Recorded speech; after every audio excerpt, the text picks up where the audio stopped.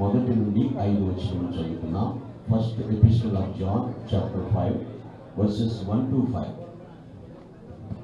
క్రీస్తే యేసయ్య ఉన్నాడని నమ్ము ప్రతి వాడును దేవుని మూలముగా పుట్టి ఉన్నాడు.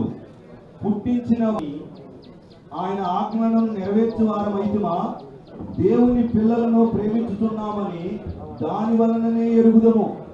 మనం ఆయన ఆజ్ఞలను గైకొనుటయే దేవుని ప్రేమించుట. సంపూర్ణంగా ఉంది. అంటే దేవుని ప్రేమించిన వారు దేవుని ప్రజలను కూడా ప్రేమిస్తారు.